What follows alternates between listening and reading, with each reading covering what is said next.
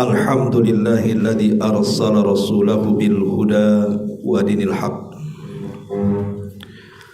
liyudhhirahu 'alad dini kullihi wa kafa billahi shahida wa kafa billahi wakila. Asyhadu an la ilaha illallah wahdahu rabbi la syarika lah wa asyhadu anna Muhammadan 'abduhu wa rasuluhu alladzi la nabiyya ba'da, amma ba'du. Alhamdulillah, di pagi menjelang siang ini kembali kita bisa duduk di saung Sunda ini, tentu dalam rangka talabul ilmi. Salawat dan juga salam tak lupa kita hadiahkan kepada Rasul kita Nabi besar Muhammad sallallahu alaihi wasallam. Tema di siang hari ini kita akan membahas tentang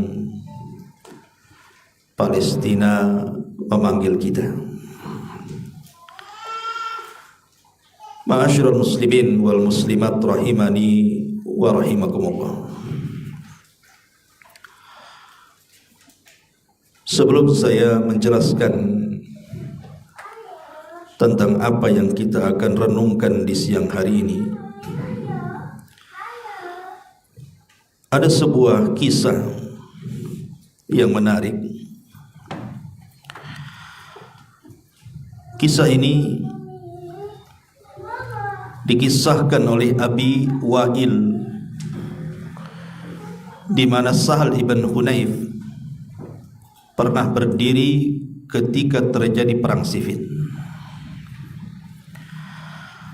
Kemudian dia mengatakan, ittahimu anfusakum, ittahimu anfusakum, laqad kunna ma'a Rasulillahi sallallahu alaihi wasallam yaumal Hudaybiyah walau nara qitalan laqatalna wa dhalika fi sulhi alladhi kana baina Rasulillah sallallahu alaihi wasallam wa bainal musyrikin.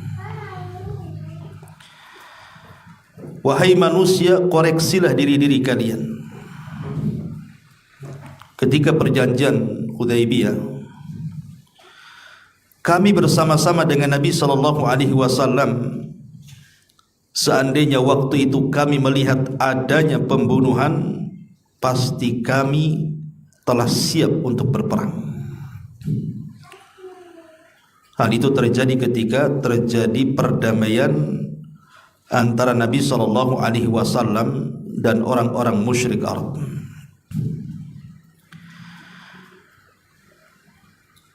Ketika itu Umar bin Khattab radhiyallahu an mendatangi Nabi sallallahu alaihi wasallam dan mengatakan, "Ya Rasulullah, alasna 'alal haq wa hum 'ala batil." Rasul, bukankah kita berada di atas kebenaran dan orang-orang musyrik itu di atas kebatilan? Qala, maka Rasul mengatakan, bala, tentu wahai Umar. Maka Umar radhiyallahu an mengatakan, alaysa qad lana fil jannati wa qad lahum fin nar. Bukankah kalau seandainya kita berperang melawan orang-orang musyrik kemudian kita terbunuh? Beliau mengatakan, bukankah jika kita terbunuh kita akan masuk surga, sedangkan jika mereka orang-orang kafir terbunuh pasti masuk neraka? Maka Rasul mengatakan, bala ya Umar, tentu wahai Umar. dan kisahnya panjang. Tapi di sini ada kata-kata Umar bin Khattab radhiyallahu an mengatakan di hadapan Nabi sallallahu alaihi wasallam, bukankah kalau seandainya kita yang terbunuh kita masuk surga? Dan bukankah apabila mereka yang terbunuh dipastikan masuk neraka? Perkataan Umar ini diulang saat terjadi perang Uhud. Kita tahu bahwa perang Uhud ini adalah perang kekalahan kaum muslimin. Tapi begitulah Allah Subhanahu wa taala memutar hari. Wa tilkal ayyam nudawiluha bainan nas. Hari itu diputarkan oleh Allah. Terkadang menang, terkadang kalah. Dalam peristiwa perang Uhud, ketika pasukan kaum muslimin terdesak akibat kekalahan pasukan pemanah ketika itu yang diletakkan di Bukit Ainain, Rasul terluka.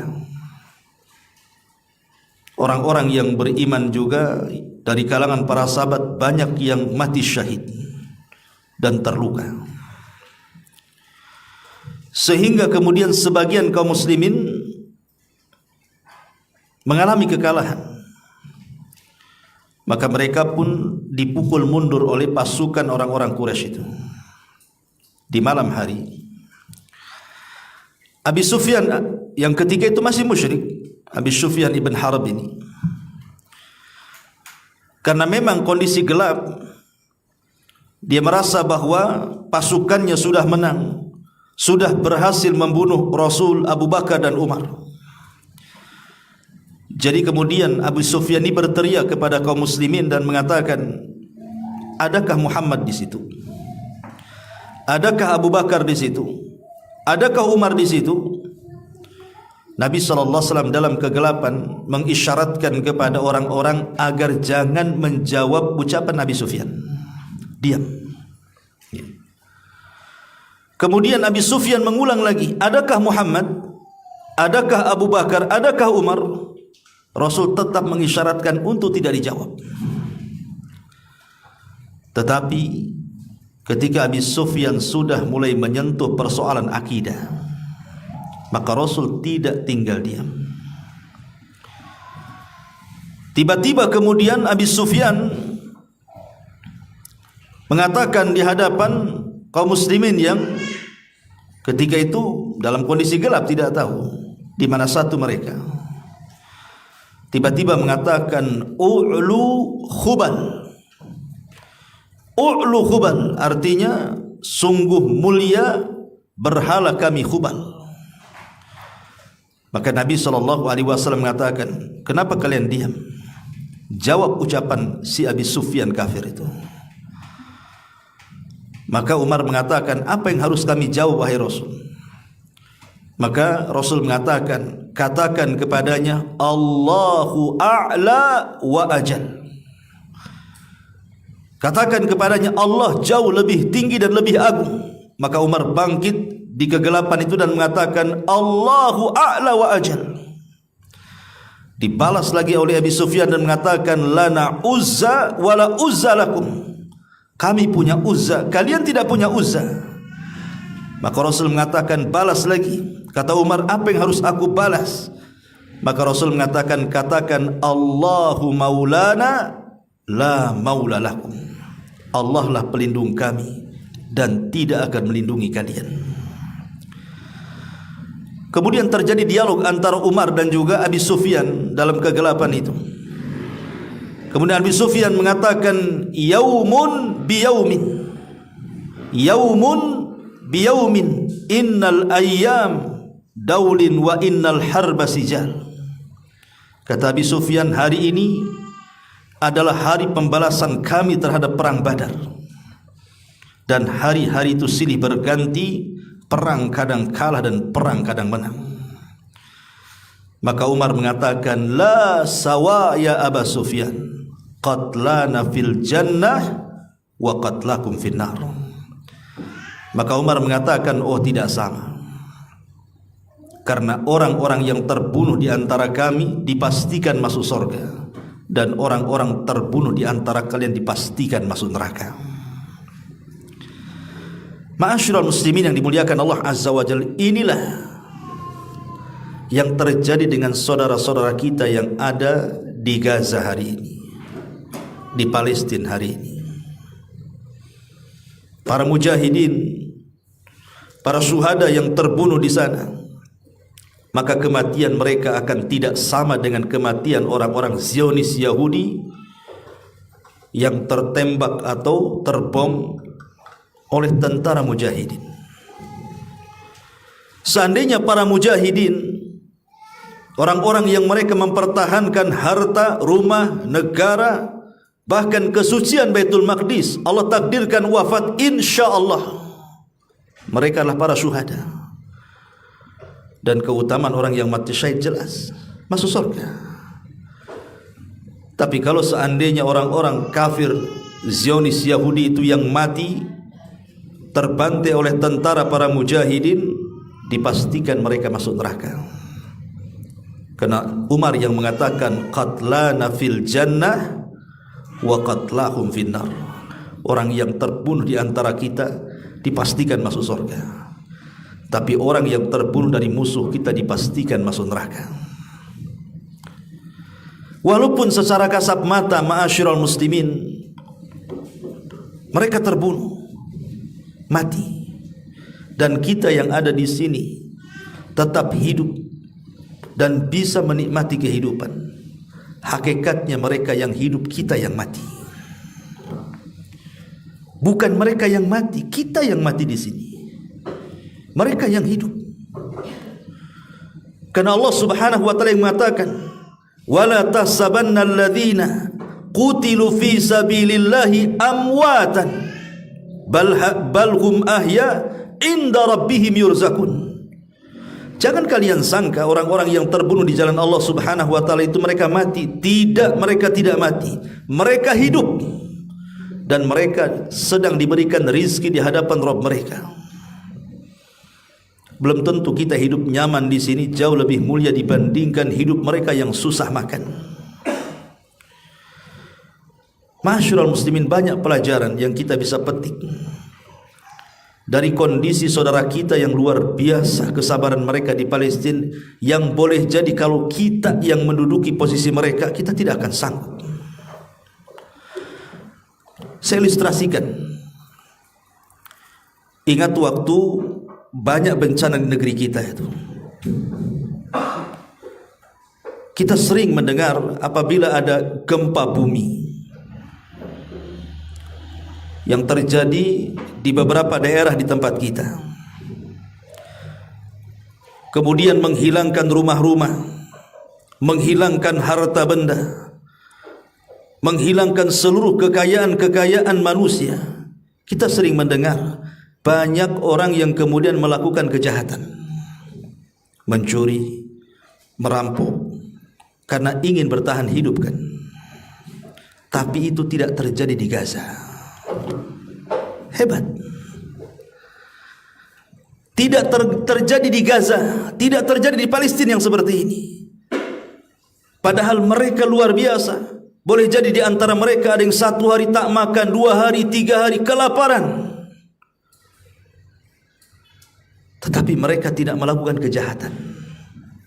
Tidak ada perampokan, tidak ada pencopetan, tidak ada perbuatan-perbuatan kriminal di sana.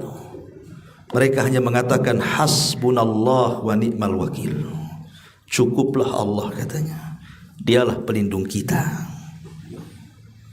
Ini pelajaran bagi kita. Bagaimana kesabaran orang-orang Palestina itu luar biasa. Tawakal kuat kepada Allah Subhanahu wa taala yang terkadang kita tidak memiliki di sini. Bahkan saya melihat potongan video itu. Ketika ada seorang ibu membawa bayinya yang meninggal. Anaknya masih 2-3 tahun begitu. Tidak ada di raut kesedihan di wajahnya. Dan mengatakan, "Ya Allah, terimalah anakku, semoga dia menjadi syafaat bagiku pada hari kiamat. Dan kalaupun kemudian anak ini meninggal, ya Allah, berikan penerusnya dari rahim-rahim yang lainnya yang akan mempertahankan Palestina," katanya. Terbuat dari apa hati seorang ibu ini? Kesabaran yang luar biasa. Bahkan ada anak-anak Gaza yang rumahnya dibom, sehingga kemudian keluarganya banyak yang mati syahid, terkena runtuhan. Karena kita yakin hadis Nabi SAW, orang yang mati syahid itu bukan hanya orang yang meninggal saat peperangan, tetapi orang-orang yang tenggelam itu juga dikatakan syahid. Orang yang terbakar dikatakan syahid. Orang yang tertimbun runtuhan itu juga dikatakan syahid. Tapi Gaza ini mengumpulkan syuhada yang banyak. Selain mereka diserang, mereka pun mati dalam runtuhan. Ada yang selamat anak kecil dengan ayahnya. Luka ayahnya lebih parah, luka dirinya lebih parah daripada ayahnya. Tetapi anak ini justru dia malah menolong ayahnya. Lihat bagaimana tarbiyah anak-anak warga Gaza itu luar biasa. Anak-anak keceriahannya luar biasa, padahal di tengah-tengah konflik itu. Anak-anak kita tidak seperti anak-anak Gaza, karena mungkin terbiasa dengan kehidupan dunia dan tidak terbiasa dengan kesulitan. Kalau seandainya mungkin anak-anak kita yang ada di sana, mungkin menjeritlah anak-anak kita tuh. Tapi anak sana luar biasa. Padahal mereka sebagiannya yatim, ayahnya meninggal dunia. Tapi anak-anak mereka luar biasa. Itulah yang kemudian harusnya jadi pelajaran bagi kita. Macam mana mereka bisa mentarbiyah anak-anak mereka seolah-olah sudah dibina untuk menjadi para mujahidin fisabilillah. Ma'asyiral muslimin wal muslimat rahimani wa rahimakumullah. Bagaimanapun Palestina ini negeri yang sangat bersejarah bagi dunia. Di situ tempat penyembelihan Ismail. Di situ tempat pemenggalan kepala Yahya ibn Zakaria. Di situ tempat keajaiban Sulaiman. Pelipur lara Nabi SAW saat dakwahnya ditolak ke sana kemari, akhirnya dihibur hatinya dengan cara di-Isra Mi'rajkan lewat Palestina. Di situ mihrab Zakaria. Di situ hijrah para sahabat-sahabat Nabi SAW. Adanya Bilal ibn Rabah saat Umar ibn Khattab berhasil menguasai Baitul Maqdis. Dan banyak sejarah. Artinya kita tidak mungkin lepas daripada Palestina. Tidak bisa lepas dari mereka. Makanya kenapa kemudian hari ini yang semakin memarah Gaza ini, coba Anda bisa bayangkan, kalau kita lihat di peta, Gaza itu hanya setitik saja jalur Gaza itu. Bahkan kalau petanya tidak besar mungkin tak nampak pula tuh. Karena dari 100% itu 85%-nya sudah dicaplok Israel. Jadi hampir Palestina itu terhapus dari peta tuh. Itu negara kecil. Tapi lihat bagaimana negara kecil yang sekecil-kecilnya itu diserang oleh negara-negara yang memiliki kekuatan yang luar biasa. Coba bayangkan. Bagaimana mungkin Amerika, negara adidaya terbesar dunia, bisa ikut pula membantu Israel untuk membunuh warga Gaza? Belum Inggrisnya, belum NATO-nya. Padahal ini negara kecil. Ma'asyiral muslimin yang dimuliakan Allah Subhanahu wa taala. Makanya kita lihat bagaimana kepengecutan orang-orang Yahudi ketika melawan kaum muslimin. Sangat-sangat pengecut sekali. Bukti kepengecutan mereka itu karena yang mereka bunuh bukan para tentara. Kalau Anda memang seorang batal dalam bahasa Arab, pemberani, pahlawan, maka berhadap-hadapanlah antara tentara dengan tentara. Bukan menghantam anak-anak yang kecil yang tidak bisa apa-apa, perempuan, orang sakit, orang tua. Itu yang banyak korban hari ini kan. Makanya kalau kita melihat subhanallah, kalau tidak melelehkan air mata, keraslah hati kita tuh. Bagaimana banyaknya kemudian orang tua yang kehilangan anak-anak mereka. Dan kehilangan anak itu musibah yang paling besar yang dirasakan orang tua. Kalau anda kehilangan orang tua, ya sedih, tapi tidak sesedih ketika menghilang atau anak kita meninggal. Anda kehilangan pasangan, sedih juga, tapi tidak sesedih ketika anak meninggal. Bahkan ada satu keluarga semua anaknya meninggal, tapi ketabahannya luar biasa. Belum lagi terbalik, anak-anak yang sama sekali enggak punya orang tua menjadi yatim piatu. Belum lagi yang terluka dan begitu seterusnya. Ini pemandangan-pemandangan yang memilukan, ma'asyiral muslimin yang dimuliakan Allah Azza wa Jalla.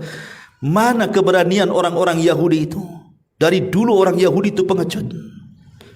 Kalau hanya melawan anak-anak, melawan perempuan, melawan orang tua, kenapa mesti kemudian menjatuhkan bom di situ? Ma'asyiral muslimin yang dimuliakan Allah Subhanahu wa taala. Makanya kita sangat mengutuk perbuatan ini.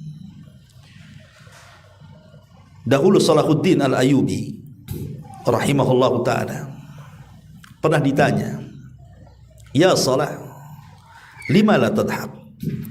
Wahai Salah, kenapa engkau tidak tertawa?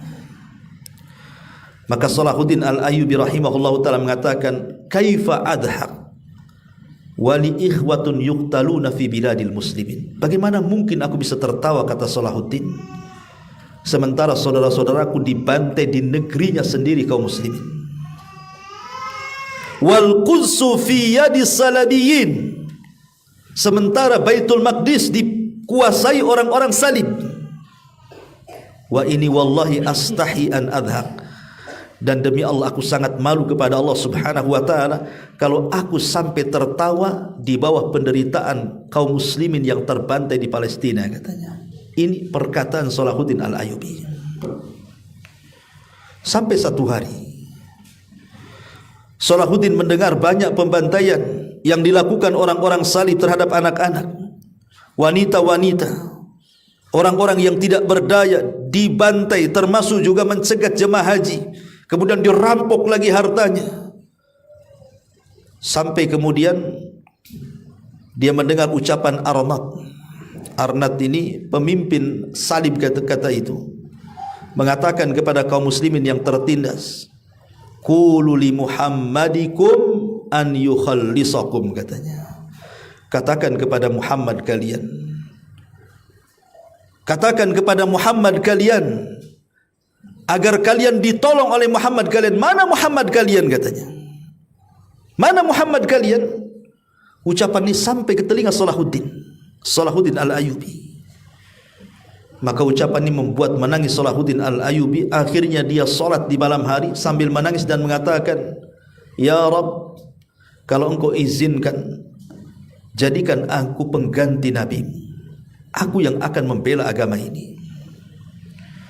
Maka hari-hari berikutnya Salahuddin mengumpulkan pasukan besar, kemudian berceramah di hadapan pasukan besar yang mengatakan, "Wahai pasukanku, ya jundallah, wahai pasukan-pasukan Allah, kalian sudah tahu apa yang dikatakan Arnat, pemimpin salib itu. Dia mengatakan, aina bi Muhammadikum an yukhallisakum, di mana Muhammad kalian yang akan menolong kalian, katanya. Maka kata Salahuddin, ya, pengganti Muhammad sudah di sini.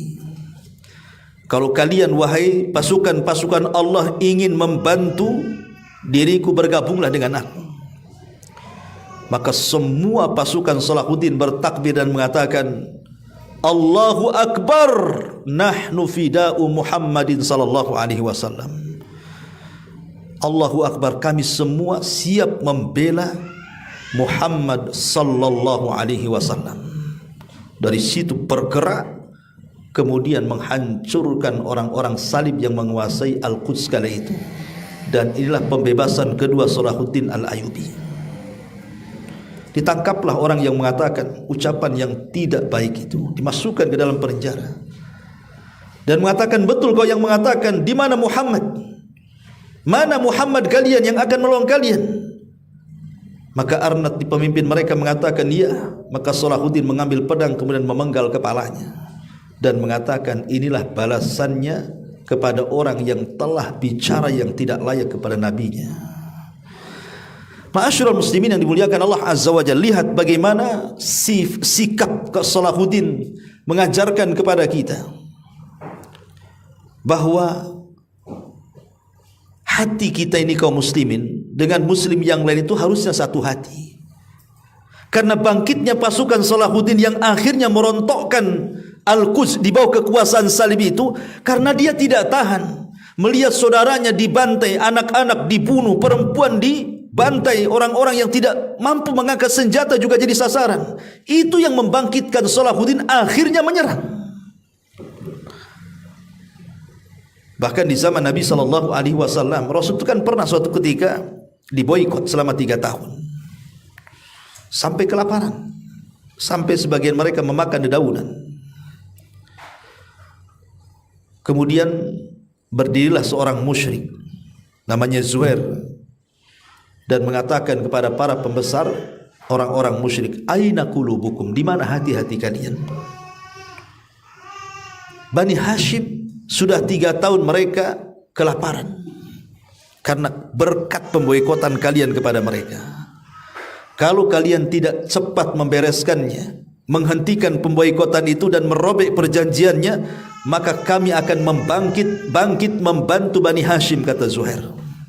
Padahal dia orang musyrik, dia orang kafir. Yang ingin saya katakan, apakah hati seorang Zuhair lebih lembut dibandingkan hati kita seorang muslim?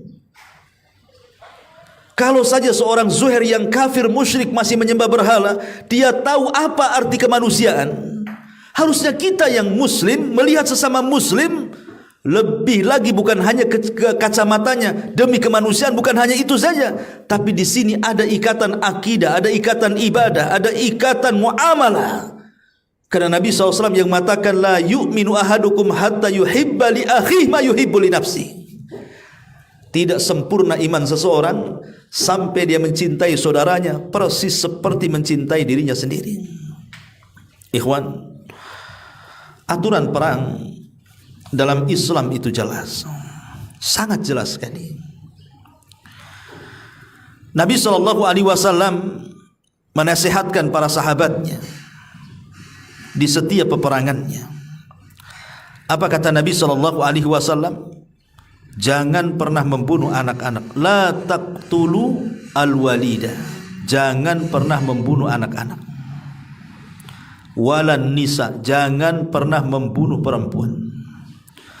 Wala syuyuh. Jangan pernah membunuh orang-orang tua renta yang tidak sanggup mengangkat senjata. Bahkan wala ruhbaniyah fi saumaihi. Jangan pula membunuh rahib-rahib yang ada di gereja-gereja. Bayangkan, ini wasiat Rasul kepada para sahabat saat berperang. Jangan bunuh anak, jangan bunuh perempuan, jangan bunuh orang tua, jangan bunuh orang terluka, jangan bunuh orang sakit, bahkan pendeta dalam gereja jangan dibunuh. Itu wasiat Rasul. Bahwa peperangan juga ada adabnya dalam Islam itu. Tapi sekarang kita saksikan orang-orang Zionis Yahudi ini, adakah adab bagi mereka dalam peperangan? Tidak, karena hati mereka itu bagaikan batu, persis seperti yang dikatakan dalam Al-Quran, summa qasat qulubukum. Kemudian menjadi keraslah hati-hati kalian. Khitab ayat ini kepada siapa? Kepada orang-orang Yahudi. Hati orang Yahudi itu seperti batu, ikhwan. Tidak ada rahmat sama sekali. Ma'asyiral muslimin yang dimuliakan Allah Azza wa Jalla, bahkan mereka merencanakan untuk menuklir itu orang Palestina itu. Memang betul-betul ingin mengadakan genosida yang terang-terangan gitu ya. Ingin menghabiskan kaum muslimin yang ada di Palestina dan ingin menguasai secara penuh itu Palestina di bawah kekuasaan Israel Raya. Tapi kita yakin ma'asyiral muslimin, Palestina tidak akan hilang dari peta dunia. Palestina tidak akan hilang dari peta dunia. Kita yakin karena disitulah tempat kekuatan kaum muslimin akan berkumpul. Ma'asyiral muslimin yang dimuliakan Allah Subhanahu wa taala. Di zaman Mu'tasim, di zaman Imam Mu'tasim, Khalifah Mu'tasim, kita tahu bahwa ada satu negara yang dikuasai orang-orang salib, namanya Amuriyah. Di Amuriah ini ada tahanan wanita muslimah, tiba-tiba dilecehkan oleh tentara salib dalam penjara tuh. Tidak terima wanita ini. Kemudian wanita ini berteriak-teriak dan mengatakan, wa mu'tasimat, wa mu'tasimat, wahai khalifah Mu'tasim, wahai khalifah Mu'tasim, tolong aku, katanya.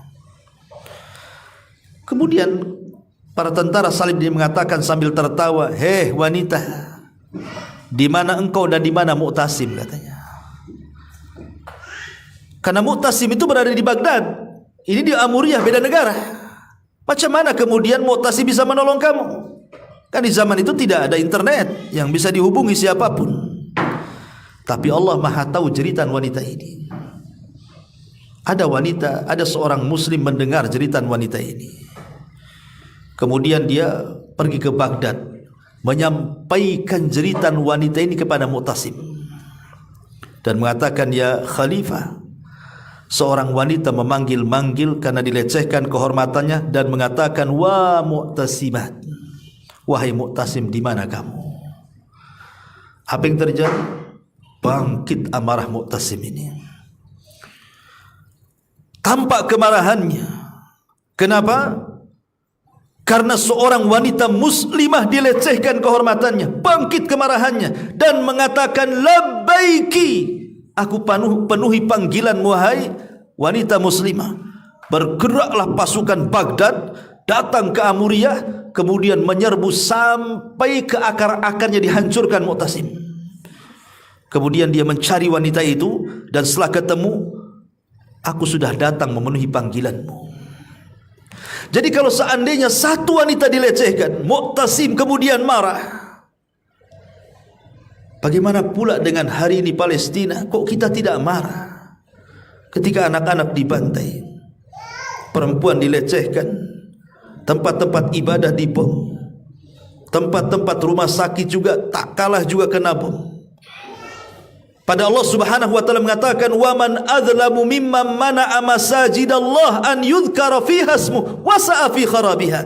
Siapa lagi yang lebih zalim, kata Allah, dibandingkan orang-orang yang mencegah masjid-masjid dimakmurkan dan hendak dirobohkan lagi masjidnya. Ini bukan hendak dirobohkan, memang sudah dirobohkan. Siapa yang lebih zalim dibandingkan orang yang merobohkan tempat-tempat ibadah itu? Yahudi itu makhluk yang zalim, makhluk yang terkutuk, sahibul qiradata wal khanazir. Ma'asyiral muslimin yang dimuliakan Allah Azza wa Jalla, wajar kita marah. Kita harus marah ketika melihat saudara-saudara kita dilecehkan kehormatan, apalagi sampai dibantai, apalagi bayi-bayi baru lahir aja sudah mati. Apa salah mereka? Wal mau'udatu su'ilat bi ayyi dzambin qutilat. Kelak bayi-bayi itu akan datang kepada Allah dan mengatakan, dosa apa, salahku apa, kenapa kau bisa membunuhku, kata Allah. Ma'asyiral muslimin yang dimuliakan Allah Subhanahu wa taala, lah dari sini maka para ulama pun alhamdulillah sudah banyak fatwa-fatwa para ulama. Sampai yang terakhir saya dengar Syekh Utsman Khamis mengatakan, hari ini kita wajib membantu saudara-saudara kita. Sudah jangan cerita soal Hamas, soal Hizbullah, soal Libanon, soal Iran, soal macam-macam, tidak usah dibahas itu. Jangan meretakkan kalimat kaum muslimin. Kenyataannya sekarang Israel bukan sedang berhadapan dengan Hamas, Israel bukan berhadapan dengan Hizbullah, tidak, tapi ini mukmin berhadapan dengan kafir. Perang hari ini antara perang mukmin dan kafir. Karena yang mati itu bukan orang Hamas, sedikit orang Hamas yang meninggal. Yang mati ini warga sipil, anak-anak. Lihat apa yang dikatakan Menteri Luar Negeri kita, setiap 10 menit sekali ada kematian bayi. 10 menit ada lagi mati, 10 menit ada lagi mati. Itu anak-anak tuh, belum lagi orang tua. Dari sini kita tahu bahwa orang-orang Yahudi Zionis bukan sedang berperang, mereka sedang membantai intinya. Kalau seandainya kemudian pembantaian ini dibiarkan, ma'asyiral muslimin, kita harus bersyukur kepada orang-orang Palestina. Mereka bagaimanapun sudah melaksanakan fardu kifayah, menjaga Masjidil Aqsa yang kita tidak bisa menjaganya loh. Saya tanya, sementara ini siapa yang menjaga Masjidil Aqsa? Bukan kita. Orang-orang Palestina yang menjaga Masjidil Aqsa sampai hari ini. Kita bersyukur mereka sudah melaksanakan fardu kifayah, karena kita tidak sanggup untuk menjaganya. Hanya mereka yang sanggup menjaganya. Maka sekarang saudara-saudara kita lagi dibantai, tidak tahu rasa syukur pula, kemudian kita tertawa di atas penderitaan orang. Na'udzubillah. Maka dari sini ma'asyiral muslimin, para ulama sudah menyerukan kepada kita untuk memperbanyak doa untuk mereka, menolong secara materi kepada mereka, dan tidak menyebarkan berita-berita yang merugikan kaum muslimin yang ada di sana. Ma'asyiral muslimin yang dimuliakan Allah Subhanahu wa taala. Adapun kalau ada yang bertanya, Ustaz, bisa enggak saya berangkat ke Palestina? Saya ingin menyerahkan jiwa saya dan berjihad di sana. Kalau masalah ini tentu tunggu dulu. Karena Al-Quran sendiri lebih banyak bercerita tentang jihad dengan harta dibandingkan jihad dengan jiwa. Itu yang pertama. Yang kedua, persoalan jihad ini tidak lepas daripada pemerintah. Makanya Imam Malik mengatakan makruh orang yang berjihad tanpa izin pemerintah. Kecuali kalau pemerintah kita ini meminta atau menggalang dukungan, siapa yang ingin datang ke Palestina jadi relawan perang, silahkan daftar. Berarti pemerintah yang membuka diri. Kalau memang kata pemerintah seperti itu, daftar. Boleh kita jihad dengan visi kita. Karena namanya jihad itu harus ada kemampuan, kata ulama. Di antara syarat jihad itu harus ada kemampuan. Anda mampu apa? Pernah memegang AK, pistol? Pernah? Atau hanya ketepel saja? Cuaca di sini beda dengan di sana. Cuaca di sini enak, di sana ekstrim terkadang, debunya, panasnya, dinginnya. Sanggup Anda hidup di sana? Jangankan cerita kita masuk ke Palestina, bantuan-bantuan yang masuk ke Palestina aja susah. Orang Palestina aja tidak bisa keluar. Cerita pula mau ke Palestina. Makanya masalah jihad ini masalah urusan pemerintah. Biarlah pemerintah yang tahu maslahatnya. Dan alhamdulillah saya dengar pemerintah kita sudah mulai mengirim bantuan. Walaupun telat gitu, harusnya kan dari awal-awal kan itu ya. Alhamdulillah sudah mulai bergerak. Ma'asyiral muslimin yang dimuliakan Allah Subhanahu wa taala. Kemudian soal pemboikotan. Karena sekarang ramai di media itu. Kita boikot produk Yahudi, boikot produk orang-orang kafir dan begitu seterusnya. Ini pun jangan kemudian dipahami secara mutlak. Memang pemboikotan itu juga terkadang penting.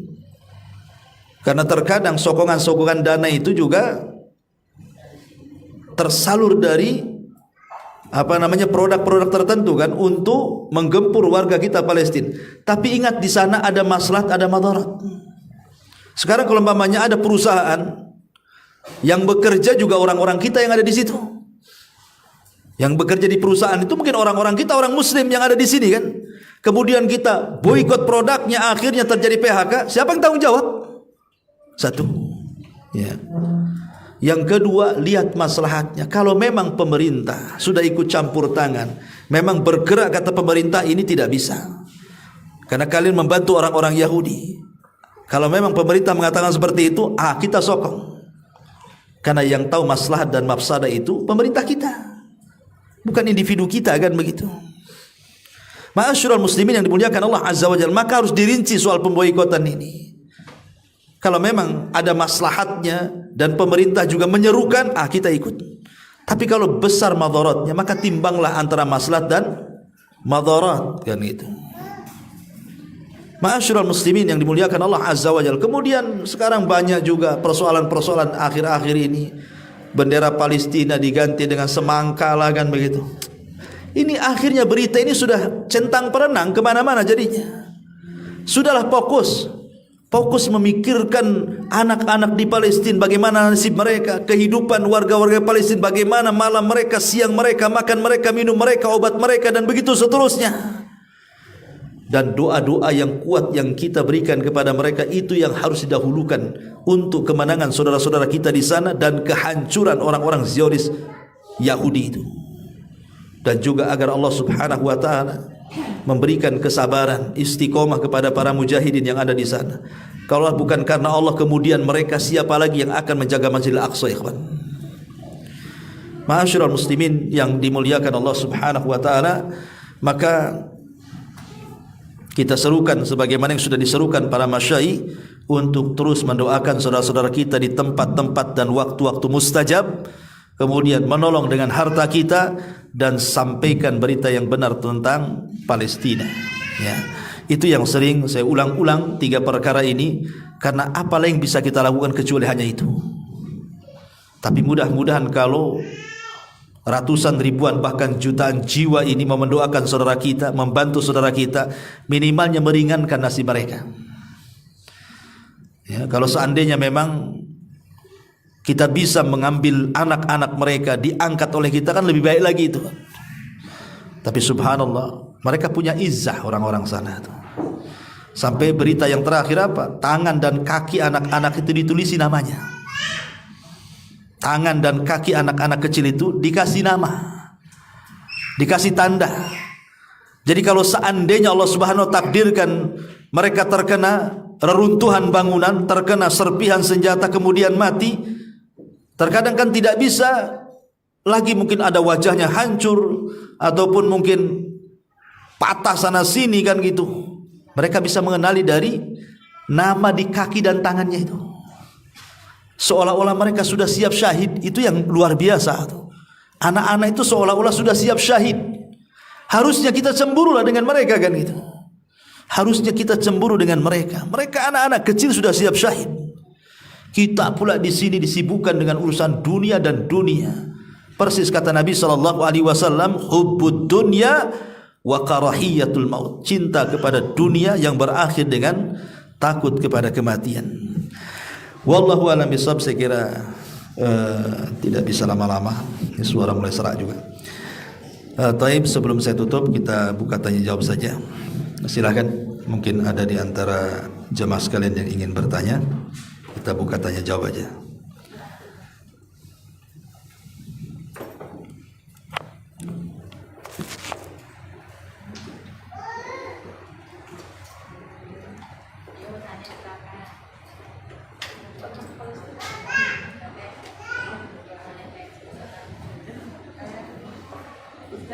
Ya. Kan di sana anak-anak kecilnya itu apa?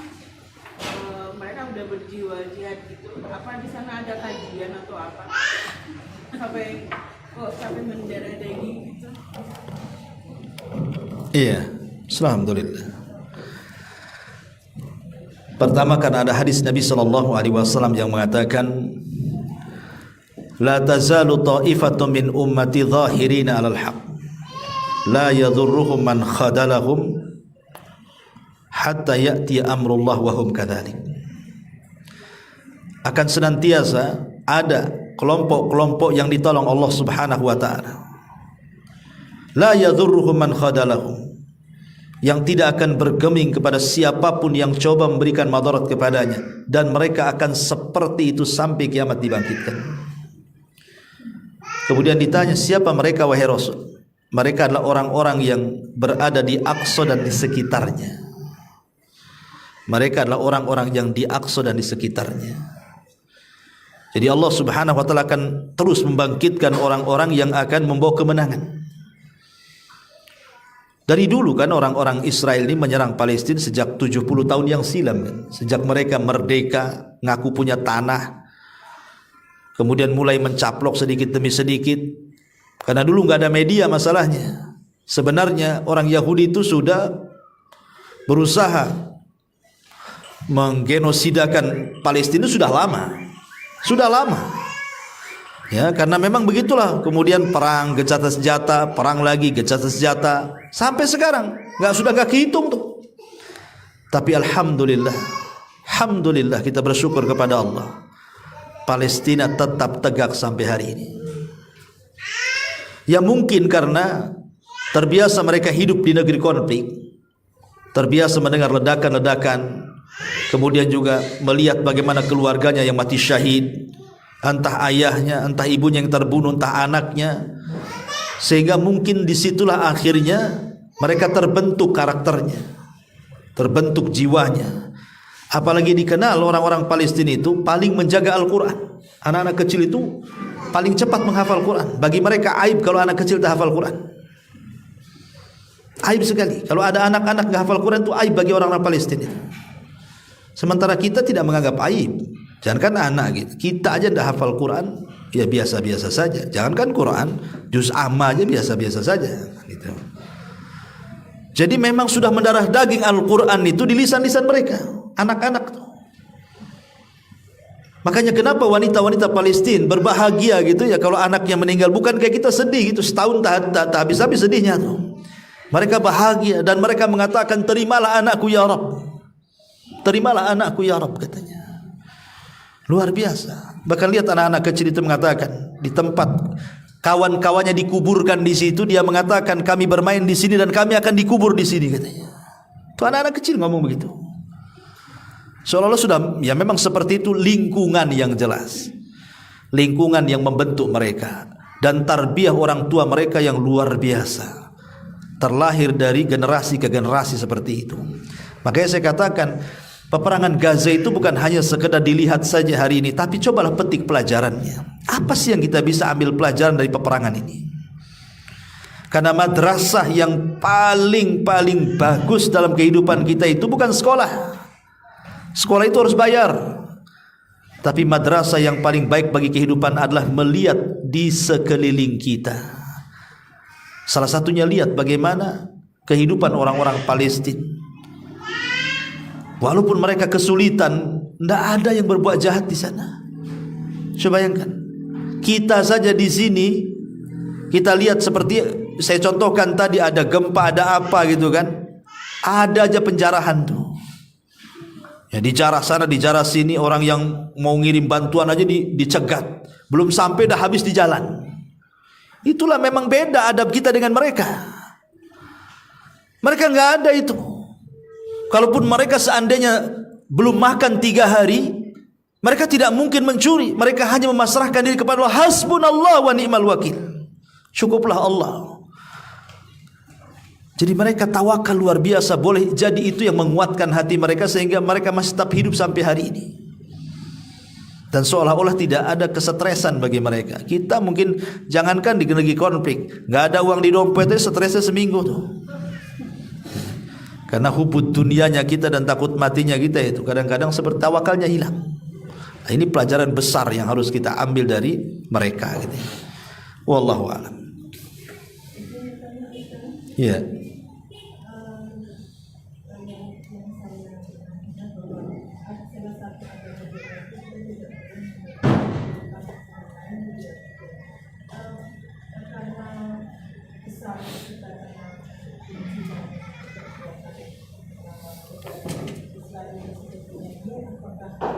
Doa-doa kita yang supaya tidak ada dilancarkan yang bisa menjadi macam apapun itu, apakah kita minta dijaga oleh Allah. Alhamdulillah, mendoakan keburukan kepada orang zalim itu disyariatkan. Nabi SAW yang mengajarkan. Ketika Nabi SAW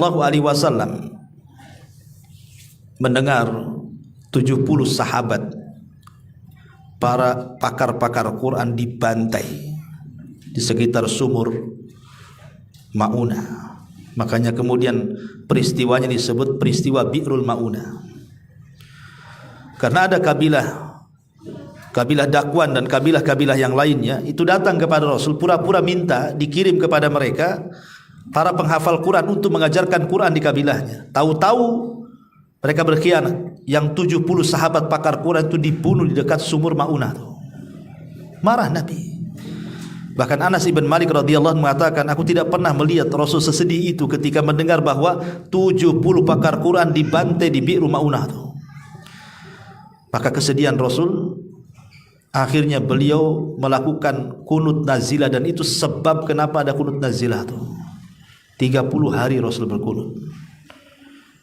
mendoakan kecelakaan kepada Dakwan dan juga kabilah-kabilah yang terlibat dalam pembunuhan 70 syuhada para penghafal Quran.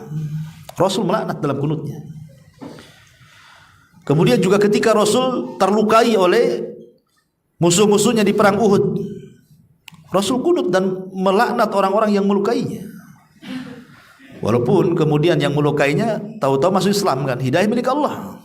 Ya. Tapi yang jelas, apakah kita boleh mendoakan keburukan? Bukankah dilarang kita mendoakan keburukan? Yang doa yang ada dosa dan putus silaturahim? Ya, kalau sesama Muslim. Tapi kita sedang berhadapan dengan Yahudi, kafir harbi, kafir yang memerangi Islam, yang jelas-jelas membunuh kaum muslimin. Ya jelas kita sangat disyariatkan untuk mendoakan keburukan, kehancuran kepada mereka. Karena Yahudi itu walaupun satu dunia memerdamaikan dengan kaum muslimin, tidak akan damai. Damai sesaat nanti musuhan lagi, damai sesaat lagi musuhan lagi. Karena tidak ada satu agama di permukaan bumi, mau Hindunya, mau Budanya, mau Konghucunya, mau menyembah batu, penyembah ular, penyembah gajah, semua disembah. Tidak ada satu agama di dunia ini yang paling memusuhi orang Islam lebih Yahudi. Tidak ada. Sebutkan agama apa? Anggaplah orang-orang musyrik, para penyembah berhala tuh. Walaupun orang menyembah berhala itu tidak lebih besar permusuhannya kepada orang yang beriman melebihi permusuhan Yahudi kepada kita. Kenapa? Karena Quran yang ngomong, la tajidanna asyaddan nas adawatan lilladzina amanul yahud walladzina asyraku. Engkau akan dapatkan manusia yang paling bermusuhan kepada orang-orang yang beriman. Pertama Yahudi, baru orang-orang yang melakukan kesyirikan. Bayangkan, Yahudi diutamakan oleh Allah, baru setelah itu Allah bicara tentang orang-orang musyrik. Menunjukkan bahwa tidak ada satu agama di luar daripada Islam yang paling membenci Islam melebihi bencinya Yahudi ke dalam Islam. Karena Allah juga mengatakan dalam Al-Quran, wadda kathiru min ahlil kitab an yaruddukum min ba'di imanikum kuffar hasadan. Dan kebanyakan ahli kitab, ayat ini maksudnya Yahudi walaupun disebut ahli kitab. Dan kebanyakan orang-orang Yahudi, mereka sangat menginginkan kalian untuk murtad dari agama kalian supaya menjadi kafir karena hasadnya yang besar kepada kalian. Jadi orang-orang Yahudi itu tidak mungkin mereka damai. Gencatan-senjata nanti gitu lagi, ya, nggak akan damai. Apalagi orang-orang Yahudi itu merasa mereka itu lebih tinggi derajatnya dibandingkan kita. Dan Allah gambarkan dalam Al-Quran, ucapan mereka itu, nahnu abna'ullah wa ahibbah, kami ini anak-anak Allah dan kami orang pilihan Allah. Itu yang menjadikan orang Yahudi itu merasa besar kepala, karena merasa mereka adalah orang pilihan Allah. Makanya Allah bantah dalam Al-Quran, Qul falimatu adzibukum bidhunubikum. Hei Yahudi, kalau kalian merasa bahwa kalian itu anak-anak Allah, anak-anak Tuhan, orang-orang pilihan Allah, orang-orang pilihan Tuhan, kenapa Allah azab karena dosa-dosa kalian? Kenapa bisa diazab oleh Allah? Kalau kalian orang pilihan jangan diazab lah. Berarti Allah sayang dengan kalian. Kenapa kalian diazab oleh Allah? Dihinakan. Bayangkan dari zaman ke zaman orang Yahudi itu dihinakan, dijajah oleh orang-orang Babylon, kemudian dijajah orang-orang Persia, dijajah oleh orang-orang Romawi, dijajah oleh orang Mamalik, macam-macam tuh negara yang menjajah Yahudi itu. Kemudian jauh-jauh daripada itu di zaman Nabi Musa, bagaimana kemudian mereka dikutuk jadi kera dan babi, bagaimana mereka disambar halilintar kemudian mati, bagaimana diturunkan taun sampai ribuan mati. Kalau kalian orang-orang pilihan, kata Allah, Qul falimatu adzibukum bidhunubikum. Katakan kepada orang Yahudi, kenapa kalian bisa diazab karena dosa kalian? Kalau kalian orang pilihan jangan diazab lah. Berarti kalian bukan orang pilihan kalau begitu. Kalian orang hina dan dihinakan. Dan selamanya orang Yahudi akan dihinakan oleh Allah Subhanahu wa ta'ala. Karena mereka umat perusak, dimanapun mereka berada akan merusak tuh orang Yahudi, karena merasa besar kepala itu orang umat pilihan. Dan itu terbukti dalam sejarah kan. Ketika sebelum Yahudi punya negara Israel, mereka sebagian tinggal di Australia, tinggal di Inggris, tinggal di Eropa, semua pengacau kan. Hampir negara tidak menyukai orang Yahudi. Semua negara manapun, negara kafir hatta sekalipun, tidak menyukai orang-orang Yahudi. Karena mereka membuat kacau, merasa paling tinggi nasabnya menurut mereka itu. Apalagi jelas-jelas dalam Al-Quran mengatakan seperti itu. Dan kita lebih yakin firman Allah subhanahu wa ta'ala. Ya, wallahu a'lam. Yang lagi? Sampai hari kiamat, Ustaz. Iya, sampai hari kiamat. Sampai kemudian mereka akan mengikut di belakangnya Dajjal. Kan Rasul mengatakan, Dajjal pertama kali muncul yang ikut siapa? 70.000 Yahudi Asfahan. 70.000 Yahudi Asfahan. Itulah para pengikut Dajjal sampai kiamat. Sampai akhirnya orang-orang Yahudi dipecundangi orang-orang Islam. Mereka sembunyi di batu, batu pula bicara. Muslim ni Yahudi, bunuh dia. Sampai akan seperti itu. Karena umat Yahudi itu umat pengecut. Ketika terjadi Malhamatul Kubra, perang Armageddon yang disabdakan Rasul di akhir zaman, atau boleh jadi mungkin perang dunia ketiga, keempat, wallahu a'lam, ya kan? Tapi yang jelas bahwa tidak ada satupun Yahudi terlibat dalam peperangan. Yang terlibat itu antara Muslim dan orang-orang Salim saja. Kemana Yahudi? Ngumpet sembunyi. Ketakutan mereka. Maka sebab mereka ketakutan itulah salah satu penyebab Dajjal muncul, kata ulama. Kenapa Dajjal muncul? Karena marah kepada orang-orang Yahudi yang ngumpet tidak bergabung dengan tentara Nasrani menyerang orang Islam. Kata Nabi SAW bahwa Dajjal itu keluar disebabkan karena ghadabun yaghdab, karena ada yang menyulut kemarahan dia, makanya dia muncul. Dan salah satu yang menyulut kemarahan Dajjal itu karena orang Yahudi pengecut, sembunyi mereka. Makanya Dajjal menemui mereka, akhirnya Dajjal yang memimpin perang, di belakangnya 70.000 Yahudi Asfahan. Tetapi walaupun demikian, Dajjal bisa dibunuh oleh Isa bin Maryam, dan Yahudi pecundangi oleh kaum muslimin sampai batu, pohon, semua bisa bicara. Apabila ada orang Yahudi sembunyi, dikasih tahu persembunyiannya, kecuali satu pohon, kata Rasul, namanya Ghorqat, ya. Dan itu ditanam tuh banyak-banyak di Israel tuh. Bocor hadis ini sama orang Israel tuh. Tanam betul-betul karena hanya pohon itu yang tidak bicara masalahnya. Ya. Wallahu a'lam. Ya.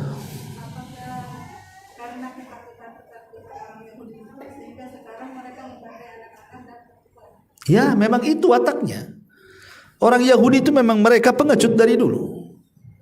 Sampai hari ini saya dengar belum ada tentara Yahudi yang berhasil masuk ke Palestina kan. Hanya putar-putar di jalur Gaza tuh. Karena kuatnya tentara mujahidin ini. Padahal kan saya katakan tadi, Palestina negara kecil, kecil sekali. Sudah kecil kemudian dikepung pula. Coba. Tapi tentara katanya Zionis Yahudi yang dengan peralatannya yang canggih-canggih, dengan tank-tanknya, bom-bom pesawatnya, tetap aja Palestina masih tegak hari ini. Masih tegak hari ini. Bahkan berita yang ada justru perang darat mereka sudah mulai kerepotan untuk melawan para mujahidin di sana, kan begitu. Ma'asyiral muslimin yang dimuliakan Allah Azza wa Jalla. Tapi tentu kita tidak mungkin berharap banyak kemenangan kaum muslimin tanpa mereka bersatu. Baik yang ada di Palestina atau yang ada di luar Palestina, termasuk juga kita di sini. Dengan cara apa? Doa-doa kita. Karena doa itu sebenarnya kekuatannya lebih kuat dibandingkan nuklir manapun. Doa itu loh kekuatan doa. Bukankah nuklir juga itu kembali kepada takdir Allah. Kalau Allah takdirkan nuklir itu tidak meledak, ya nggak meledak lah, kan begitu. Maka yang bisa menolak takdir itu hanya doa. Bisa saja kemudian yang awalnya Palestina kalah karena banyaknya doa kaum muslimin di seluruh dunia, Allah ganti takdirnya, Israel yang kalah. Bisa saja terjadi seperti itu. Makanya penting kemudian berdoa ini, jangan remehkan sebuah doa. Karena doa itu tidak ada yang tahu nilainya kecuali para nabi dan orang-orang yang mengikuti Nabi. Lihat kapalnya Nuh, harusnya tenggelam dengan gelombang yang dahsyat seperti itu. Dan kapal Nabi Nuh tidak secanggih kapal sekarang kan, tapi kenapa diselamatkan dari banjir besar? Karena doa Nuh yang tulus kepada Allah Azza wa Jalla, Allah selamatkan, tidak ditenggelamkan kapalnya.